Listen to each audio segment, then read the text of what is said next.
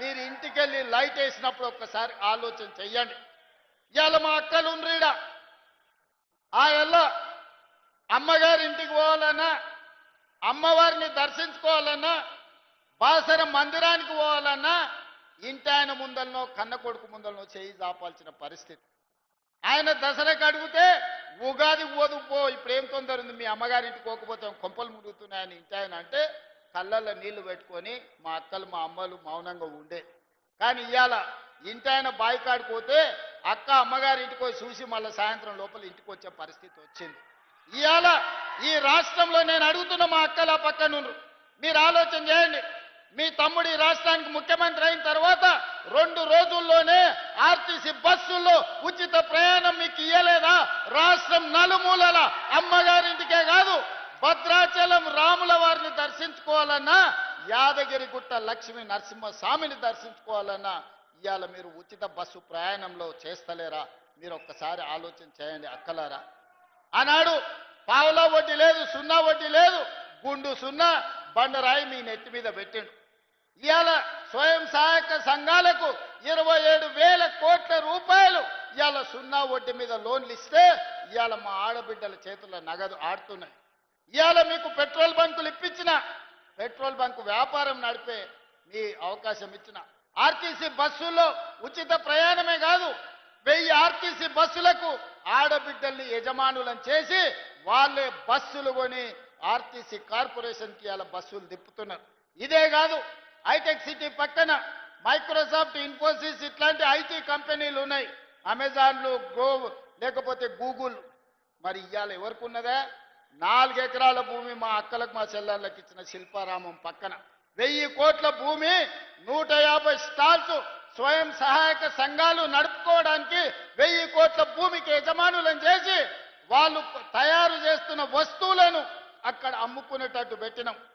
అలా నిర్మల్ పెయింటింగ్ అంటే ఇంటి పక్కలోళ్ళకు అమ్ముకునే పరిస్థితి.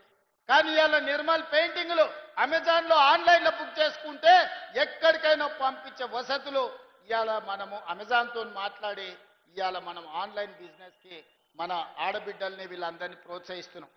ఇలా ఒక్కొక్కటి వినూత్నంగా మన పిల్లల్ని బాగు చేయాలనే ప్రయత్నం చేస్తున్నాం.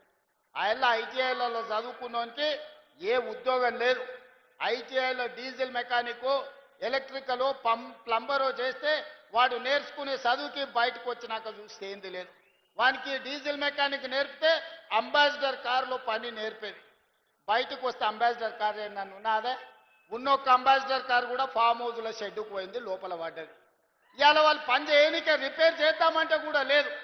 అందుకే ఈ ఐటీఐలో ఉన్న విధానం సరిగ్గా లేదని వాటిని అప్గ్రేడ్ చేసి 2400 కోట్ల రూపాయలు మంజూరు చేసి రాష్ట్రంలో 100 నియోజకవర్గాలలో 100 అడ్వాన్స్డ్ టెక్నాలజీ సెంటర్లను పెట్టాలని ఈరోజు వాటిని ఒక సాంకేతిక పరమైన కేంద్రాలుగా మార్చినాము. ఇవాళ అక్కడ చదువుకున్న ప్రతి వాడికి ఉద్యోగం వచ్చే విధంగా. ఇంతకుముందు మిత్రుడు మహేశ్వర్ రెడ్డి గారు అడిగినారు మాకు ఐటీఐఓ పాలిటెక్నికో ఇవ్వమని. ఈరోజు నిర్మల్ శాసనసభ నియోజకవర్గానికి అడ్వాన్స్డ్ టెక్నాలజీ సెంటర్ మంజూరు చేస్తున్నాం. మీ దగ్గర ఉన్న యువకులు అందులో పని నేర్చుకొని నైపుణ్యాన్ని పెంపొందించుకొని ఉద్యోగ ఉపాధి అవకాశాలు తెచ్చుకోండి. ఇట్లా ఒకటొకటిగా అది సాగునీరు కావచ్చు, అది తాగునీరు కావచ్చు, అది పరిశ్రమలు కావచ్చు, అది వ్యవసాయం కావచ్చు, అది విద్య కావచ్చు, వైద్యం కావచ్చు, ఇవాళ బడులు కావచ్చు, గుడులు కావచ్చు. ఇవాళ మీరందరూ చూసిండ్రు ఇంద్రవెల్లిని పర్యాటక కేంద్రంగా చేయలేదా? నాగోప జాతరకు నిధులు ఇవ్వలేదా?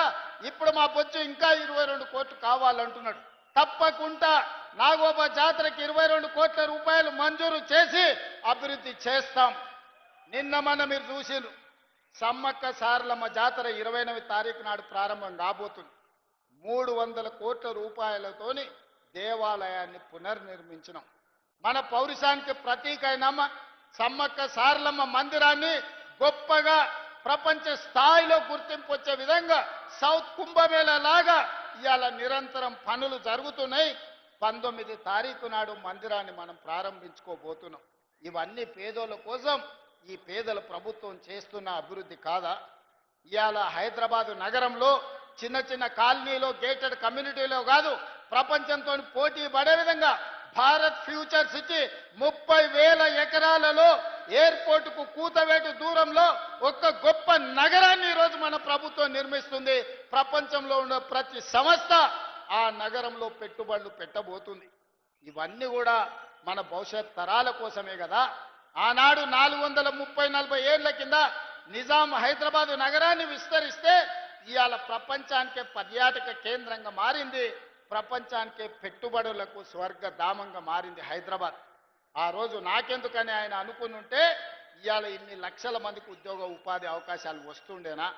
అందుకే ఇవాళ ఎయిర్పోర్టు పక్కన 30,000 ఎకరాలల్లా ప్రపంచంలోనే గొప్ప నగరాన్ని ఇవాళ మన ప్రభుత్వం నిర్మించే ప్రయత్నం చేస్తే ఆయన ప్రభుత్వాన్ని పట్టుకొని రియల్ ఎస్టేట్ బ్రోకర్లు మీరందరూ అధికారంలో ఉన్నారని మాట్లాడుతున్నారు.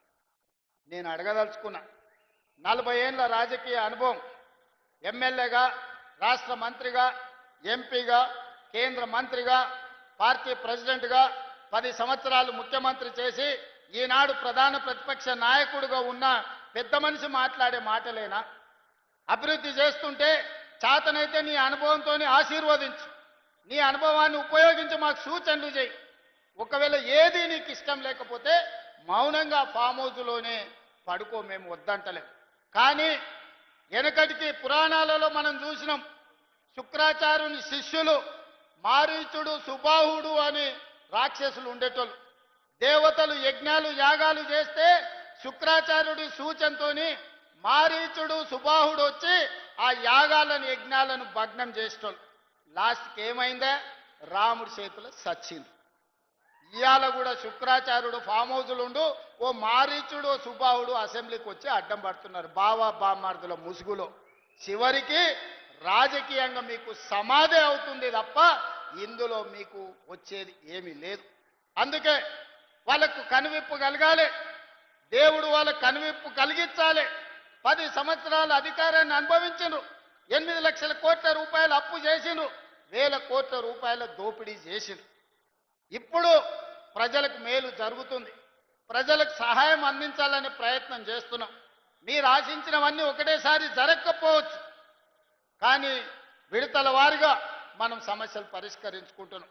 కుటుంబంలో ఉండే సమస్యలు కూడా అన్నీ ఒకటేసారి పరిష్కారం